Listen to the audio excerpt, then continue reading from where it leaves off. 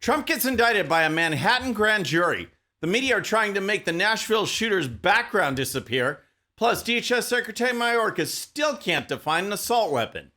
All that and more. I'm Bobby Eberle. This is a 13-minute news hour. God bless the United States of America.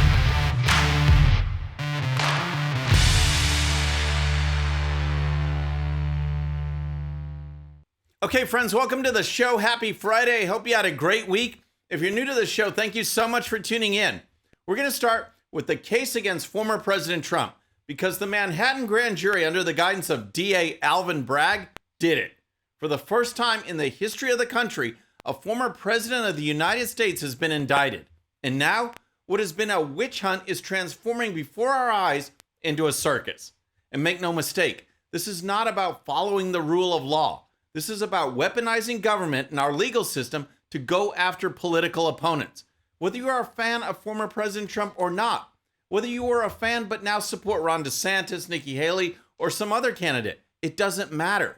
What this case is about is trying to silence the opposition using the force and weight of government to do it.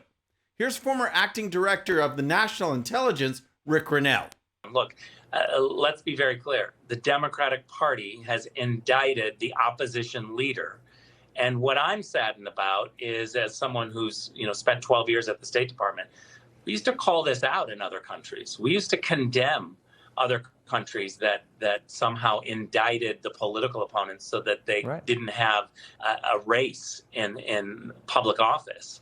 And now the Democrats have done it. They've taken away the ability of the United States to condemn this in other countries when it really does happen. Grinnell is right. All these third world countries and banana republics around the globe are now laughing at the United States.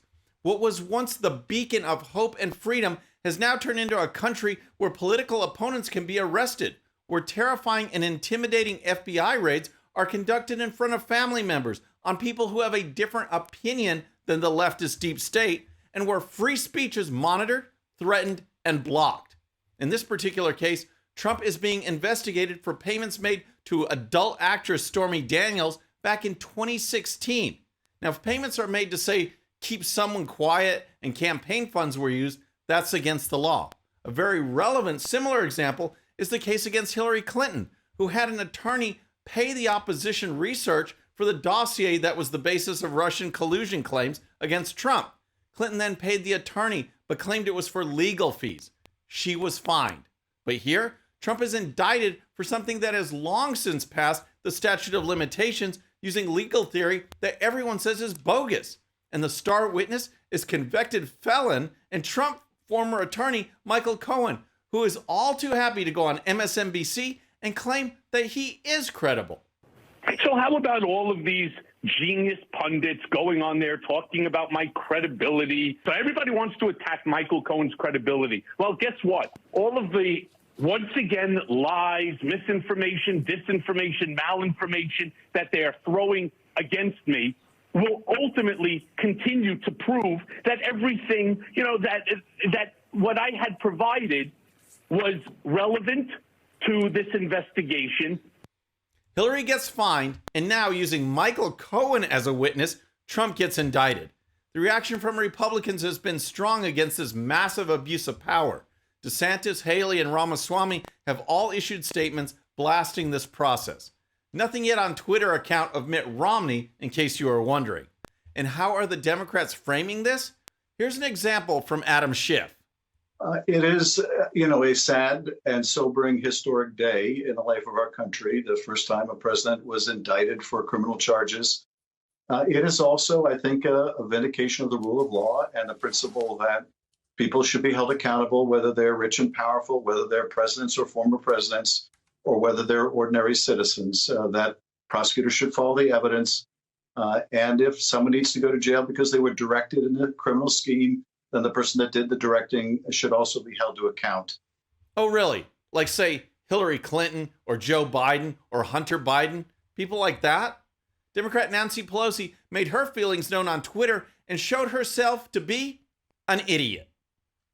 The grand jury has acted upon the facts and the law. No one is above the law, and everyone has the right to a trial to prove innocence. Hopefully, the former president will peacefully respect the system which grants him that right. Pelosi's comments actually drew a fact check from Twitter, which posted a note reminding readers that in America, people are innocent until proven guilty, not the other way around. What happens next is anyone's guess, but one thing is clear. The left continues to move America toward a setting that resembles something from a dystopian movie or novel. Violence, intimidation, and the use of government to suppress dissent is not something that can be tolerated. The power of the people will always be stronger than the power of government as long as we continue to speak out and do something about it. All right, next let's talk about the transgender Nashville shooter. But first, if you're new to the show or haven't subscribed yet, regardless of platform, just search out my name, hit that subscribe button, make sure notifications are turned on. That way you can follow the show and help us grow. Okay, let's talk about the Nashville transgender shooter, because this is a story that the Democrats and the media and others on the left do not want you to talk about.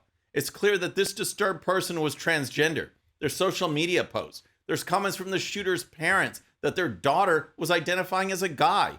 During the first few days after the story broke, the media were doing backflips trying to properly gender this evil and sick human being and then apologizing when they got it wrong.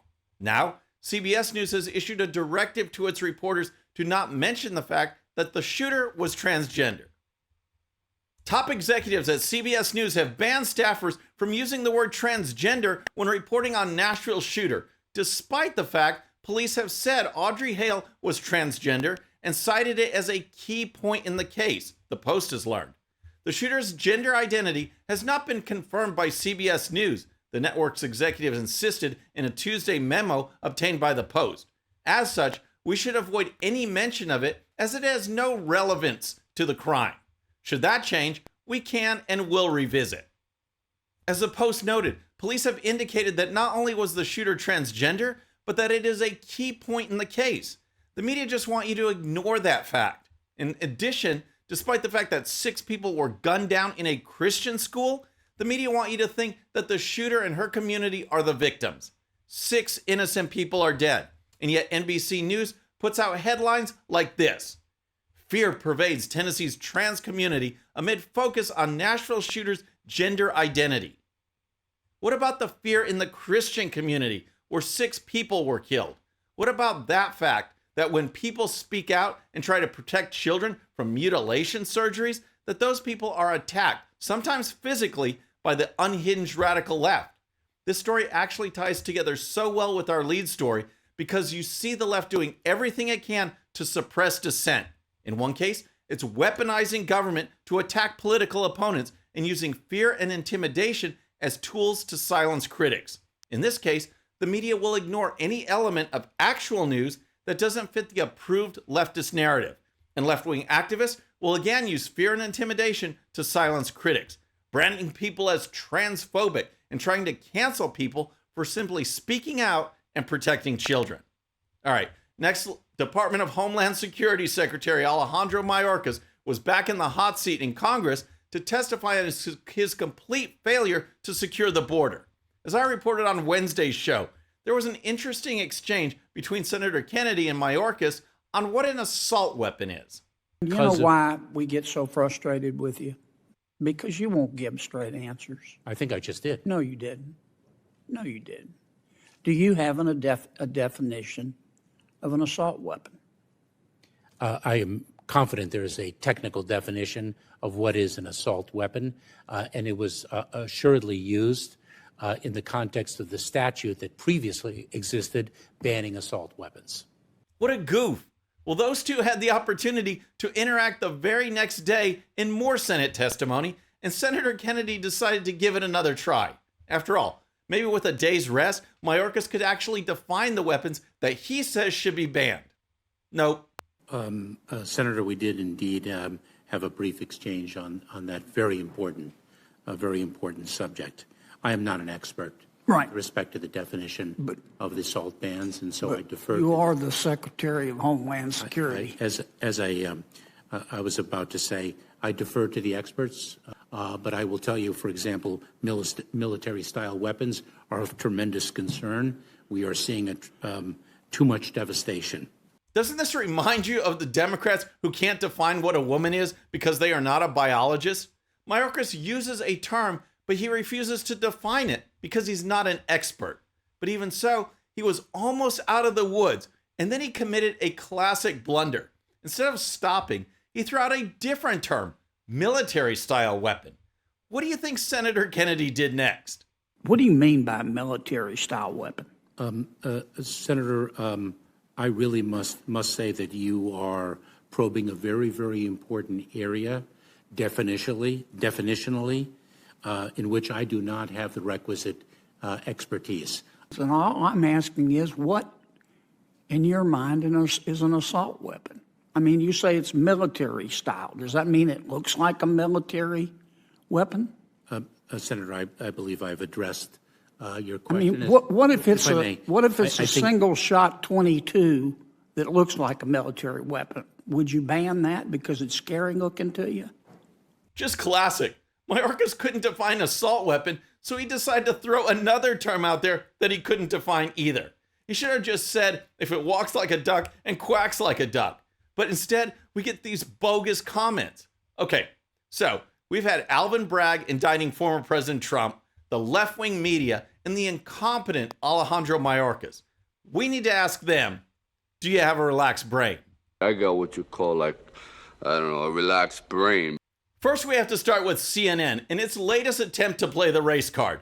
Everything is racist according to the left, and that's because they know they can't discuss ideas, can't engage in debate, because they'll lose. So they call people racist and hope that will scare them into silence. Their latest effort is to go after memes in those short reaction videos. The left hates memes, but now CNN says if you use one with a black person, you could be a racist. That's right. If you use a GIF or meme of a black person, you are guilty of using digital blackface. Black people can use them, but not white people. It's the most ridiculous story I've seen. And the reaction to the story on Twitter is just classic. The story was blasted by Twitter users, with one of the first replies being Steve Harvey. This is exactly what the CNN story said not to do, and that was just one of many. The responses are hilarious, and it just shows that CNN and the left in general will try to find racism in everything. And then there's these breaking headlines from the Babylon Bee. Biden relieved after learning the president being indicted for shady financial dealings? It's just Trump. I bet Biden was really sweating that one. And then, in medical news, doctors report startling rise in testicular injuries among women athletes. What can you even say? And finally, in tech news, progressives across nation locked out of accounts after CAPTCHA asks, select all squares that contain a woman. That's just the best. And it just shows the times that we are living in. Friends, that's our show for today. I hope you enjoyed it. And remember, today's show's one sheet is available to Patreon supporters using the link in the description. The one sheet gives you the links to all the videos and stories used on today's show, so you can dive even deeper into each issue. And with that, our next show will be Monday evening at the usual time. Until then, I'm Bobby Eberle. This is a 13-minute news hour.